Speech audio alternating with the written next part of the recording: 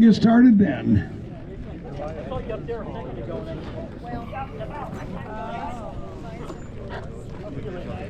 Happy hour number 4. Well, I want to welcome you to day 5 of Quartzfest 2026.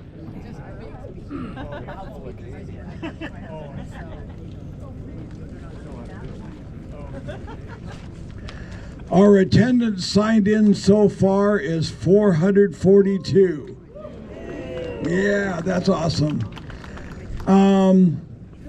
Tomorrow we have scheduled our talk, AWL Forum, with the AWL Division Vice Director, John Kitchens. Unfortunately, 6 board members that went to the board meeting last week have come down with COVID. And John has the flu, so he's not coming. So I talked to Ray, who's here. He's the Western Massachusetts section manager for the AWRL, and he's going to give us a talk tomorrow. So we thank you, Ray. John, like John Bigley? John Bigley? John Kitchens. Yeah. Javi, are you here? Come on up.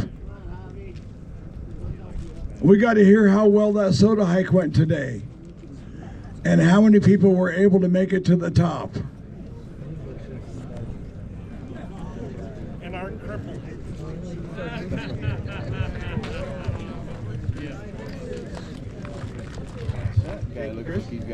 All right, good afternoon. Cunningham Peak hike today. So there were 10 participants on this hike today, total of 10 operators. Before I give any more details, I'm going to announce the raffle winner we did up there for the Quartzfest mug. Kilo 9 Sierra Tango Victor. He was one of our operators that hiked all the way up. Kilo 9 Sierra Tango Victor. Did that mug go up there? He might still be up there. He's a real tall gentleman, so he's not hard to find. He's taking a nap now. He's tired. Yeah, he's like Chris said, he's too tired to make it here. I'm going to show everyone the mug though, because it's the official mug you can order for Quartzfest. It's really cute. It's enamel. It's enamel. It's got like a stainless steel trim, I guess. It's pretty cool. It's got the Quartzsite in the back, Arizona, and then Quartzsite logo here. Whiskey size. All right, so back to the hike. So a couple of firsts.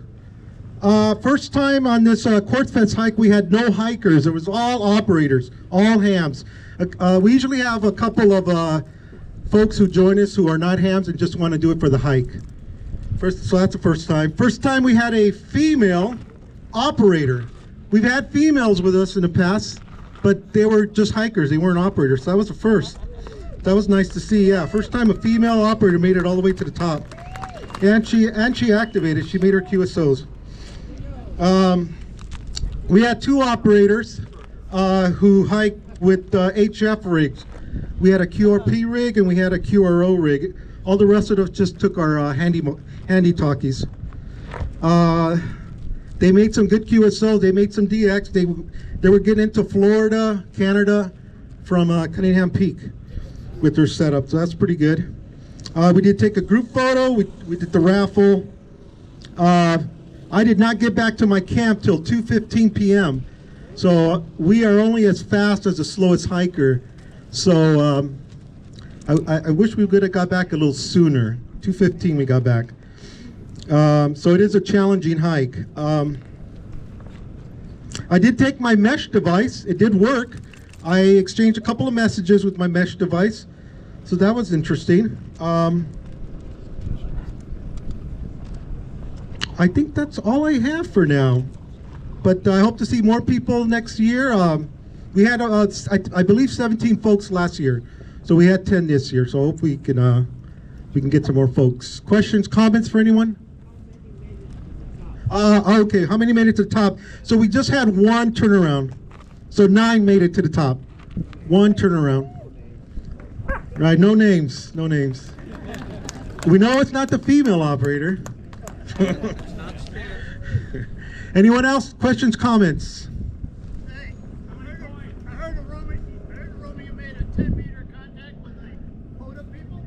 Oh, right. So thank you for that comment. He's asking about the POTA folks and 10 meters. So yes, we did make some 10-meter contacts, and we were able to make some QSOs with the COF POTA folks. So I know I made a couple, and several other folks did too. So yes, and we made some QSOs with the folks at Guadalupe Peak. So we those are considered summit-to-summit QSOs on the SOTA scheme of ham operators. Any other questions or comments? In the back. Let me see my notes here. Whiskey Echo 4 Bravo Yankee, are you here? Is he way in the back? Somebody motion way in the back? Whiskey Echo 4 Bravo Yankee, are you here? Negative. Okay, what about Kilo 9 Sierra Tango Victor? Oh, you're here now. Why don't you step on up? You got the raffle prize. And he had one of the HF rigs. I believe he was QRP. So we can ask him what he had.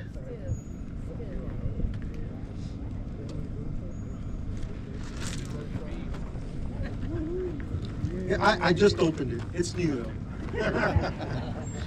So what antenna did you deploy? I was using a buddy stick at 20 meters. This is the first time using my Zygu G90 radio, and this is my first successful SOTA activation. So thank you, Javi. All right, do you know what the other gentleman deployed for an antenna? The other HF? I know it was a wire, right? It was a wire. It was a wire on a fiberglass nail. That's all you stuck into his backpack. Yeah. He was walking and. Yeah. So the other gentleman with the HF rig, he deployed a mast, looked like it was 25 feet or so, with a wire antenna. I don't know more than that.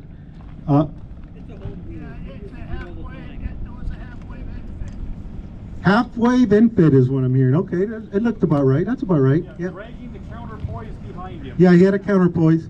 He also was wearing it when he was walking. I don't know how he did that. Yeah, and he had a counterpoise. Well, say again? Greg does that all the time. Apparently it's common. Okay, I'd never seen that. Yeah, pedestrian mobile, correct. He does it in Orange County, California, almost every morning. Okay, very good. Every morning. Yeah. All right, any questions, comments? All right, thank you, Chris. Thank you, Javi, for doing that again. It's many years you've done that out here. Is Nancy here from the POTA? Nancy from POTA?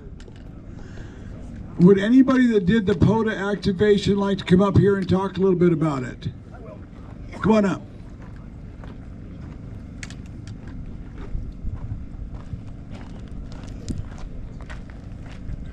Hi, I'm Tom, Whiskey 6 Bravo Sierra, and we did separate properly. We did not end up riding along with the SOTA people over by this side of the tent.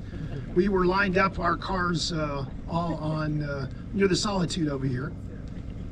And we were looking for Nancy, and I remember Nancy had a Yaesu automatic antenna, so I was looking for a Jeep that had that, and there was a Jeep right in the front, and I thought that was the one, but it was wrong.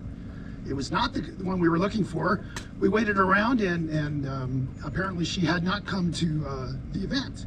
So we've done this before. We knew where we were going to go. We're going to go to the Kofa Park. So we go down as a caravan to go down to this street, go right, and there are two signs that lead in. We skipped the first one because supposedly the second one had a better road. But as we went in, we did see that they had a post in the middle of the road where it had been washed out. So we ended up squishing on the left side of the road anyway. We did have... So you did an off-road ride? Well, I didn't have the cool, I was worrying about the pinstriping, so I did not get too close to any bushes, and I hope everybody followed me as I went across.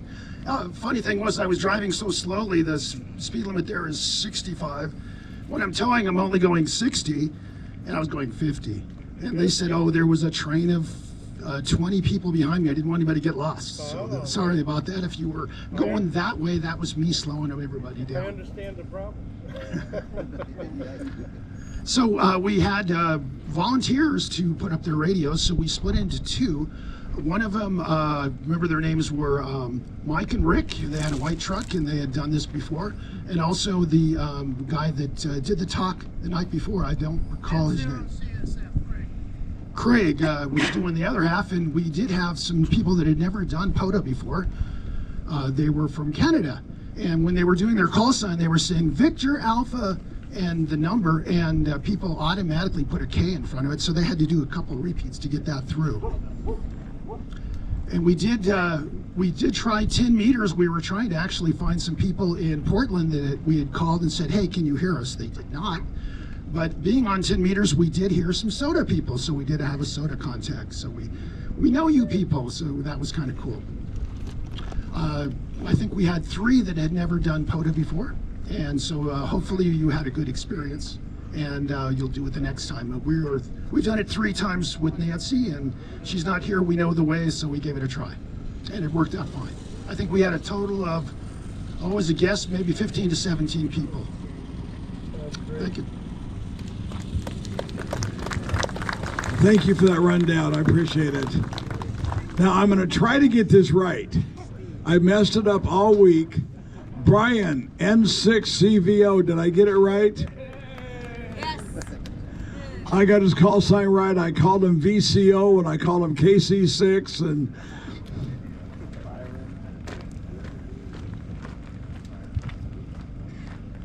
All right, I want to congratulate Chris for getting it right. I'll make this really short. The balloon we launched on Monday, woke up this morning about 1 a.m. balloon time. That's the morning time for the balloon. And it was over Algeria. Wow. And it ran through the balloon day, and it went to sleep about 9:30 a.m. our time, and it was over Libya heading for the Med. So tonight, if you get up and look about, I don't know, 11, 12 o'clock or so, it might be out. It could be anywhere in the Middle East, but someplace in the Middle East it should show up. The other thing is, yesterday, those of you that attended my seminar, or my talk over there, you know that we launched a balloon at the end of it. And we had 68 people attending that got to watch the balloon launch. We launched it even though the weather was not optimal. There was icing at about 20,000 feet, and we had a pretty good idea that the balloon wouldn't make it through it.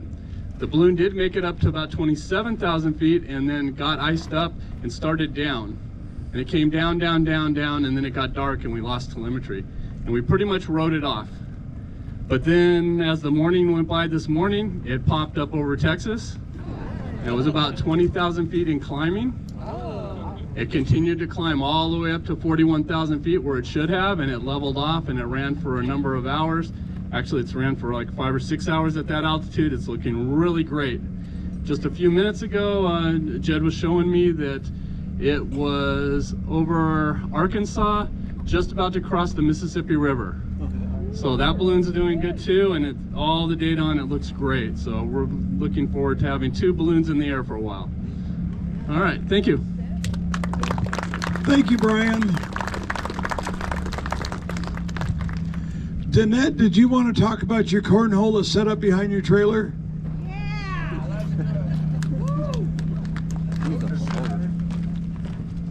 She's going to be taking over next year again. We had so much fun at our competition a couple days ago. We thought we'd just set the cornhole boards up behind the welcome tent, behind the trailer. You'll see them as you walk back there. And just come on by and throw a couple bags if you want. Got some time to kill. Michelle and Lisa and I and Angie had a competition today. And you guys did good. What? Oh yeah, that's right. Lynn played with us too. Yeah, so it's fun, and it's just something to do to, have fun, make and giggle and make fun of each other and be competitive. So anyway, so you're welcome. It should be there all day tomorrow, and we'll probably just start putting it away Saturday morning. Thank you, Danette. Carter, you want to come up here and talk about Solar Walkabout? Well, I was sitting over there by the welcome tent earlier, and I saw him walk from the south to the north, and it must have taken him 5 minutes to walk across the street. There were so many people. Carter, are you here? I guess not. They're probably still walking around looking. Yeah, he said he was finished about about a half hour, 45 minutes ago. Rob, you want to come up and talk about the antenna walkabout tomorrow?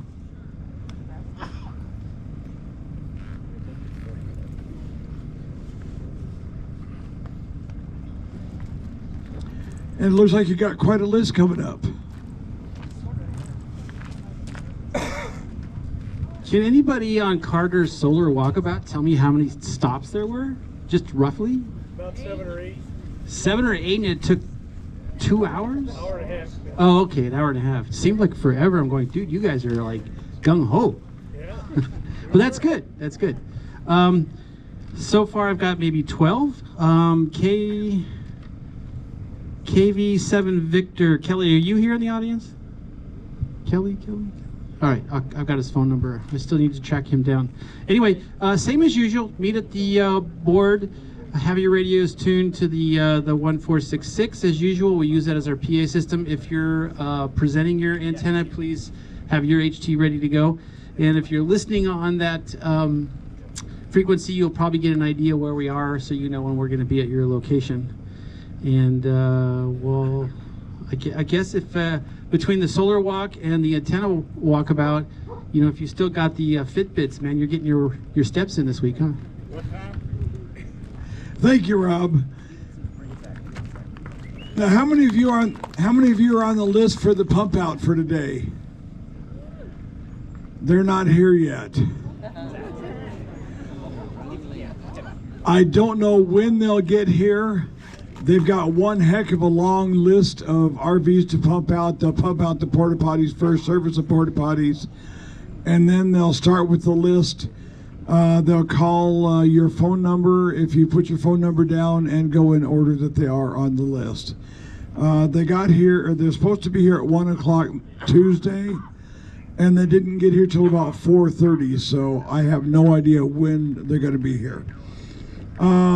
Carrie, you want to talk about starting the fire? Do they deduct $3 for every minute they're late? Alan asked if they deduct $3 for every minute they're late. I wish. I'd like to thank all those who came out yesterday about 5:45, and we started the fire kind of on an alternative method. So if any of you want to come today at 5:45, we'll try that again. I thought it was pretty interesting. Anybody out here that did that with us? Yeah, a couple of hands there. It was kind of fun. Just a little alternative way of learning how to start a fire. So skills. All right, thank you. Did you do that with Quartz and Flint? I did. Oh, okay. Quartz and Flint to start the fire. He'll be doing that again today at 5:45. Stephen, WM7X, are you here? Of course you're here. Come on up.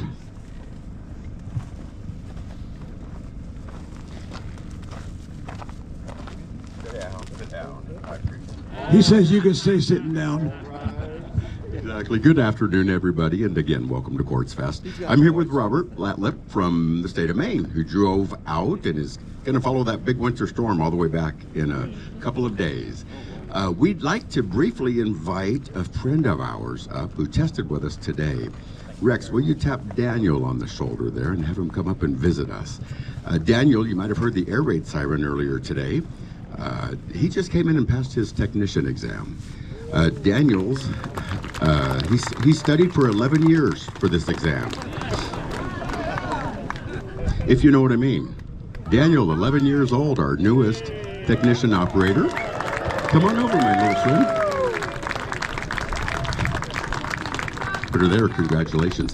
What do you think about your testing experience? A little bit nervous, but Was it fun at the end? big relief. Excellent. Okay, it was a privilege to have tested you. We'd like to offer you a complimentary radio that was donated by a couple of YLs here at Quartzfest. So, Robert, would you like to give him his prize? There's no battery and no antenna or charger. Oh, we do have that. Okay, excellent. Put that all together. It's already tuned to the camp frequency. Hopefully we'll see a call sign for Daniel in the next couple of days. Very briefly, ARRL is the testing leader in the entire country. If you are not testing under the ARRL, do yourself a favor, honestly. The best customer service of any VEC that you might even be currently serving is under the ARRL. Do yourself and your team and your volunteer examiners a favor and partner with the league over in Connecticut. Maria and the entire group over there, Josh and Stephanie and the rest of them, they provide excellent customer service. The WM7X team is very proud to be the nation's leader in amateur radio examinations. Last year, any guess on how many we tested? 4,035 people. You were awfully close. Okay, we hail VEs from Singapore. We have 8 volunteer examiners in Singapore. We actually have a team on the ground over there now. A couple of real quick fun facts for you, and I'll be very brief. The Singaporean licensing authorities have no way to administer exams right now. Nothing current. However, the Singaporeans have trusted the ARRL and the United States FCC. So many Singapore applicants are obtaining their U.S. call sign through WM7X with our team on the ground in Singapore.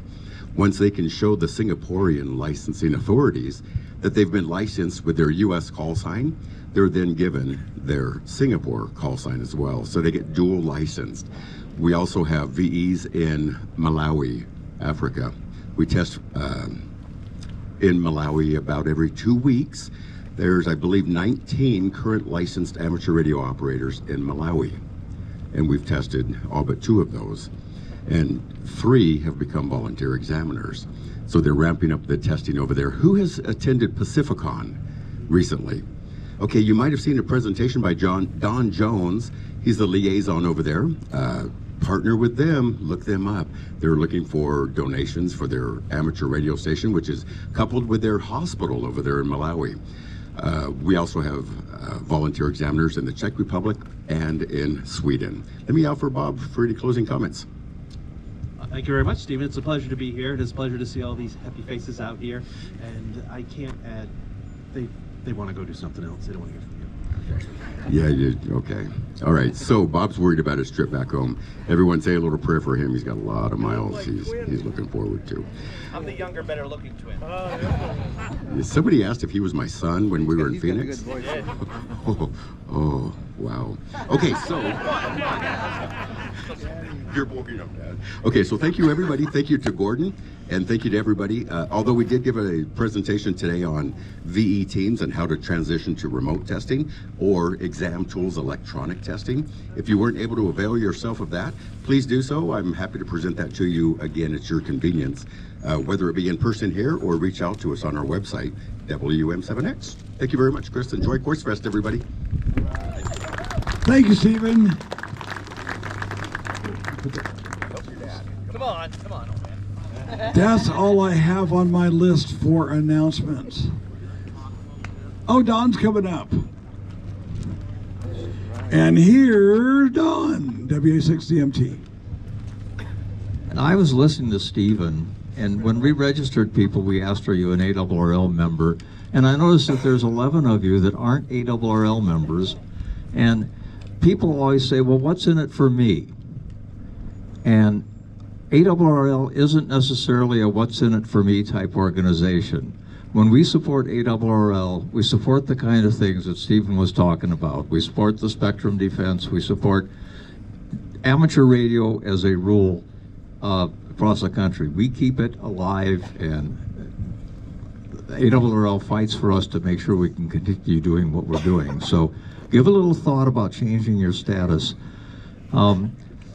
Another thing is, if you have an idea of what games you'd like to see, next year we're going to have the cornhole boards in a space where they'll likely be there for the whole week. And we talked about, well, we can have other outdoor games in that space too. So if something really turns you on that you think would be practical, let me know. And then tomorrow, it seems like everybody who canceled a session had a Friday session. And we really have very little going on. In the morning, we have an ARRL talk because we had him step in to help out. Ray stepped in to help out, and we had a couple of cancellations in the afternoon. If you've been sitting here all week thinking, "Oh gosh, I really wish I had signed up to present this or that," there's still an opportunity to do that. Thank you, Don.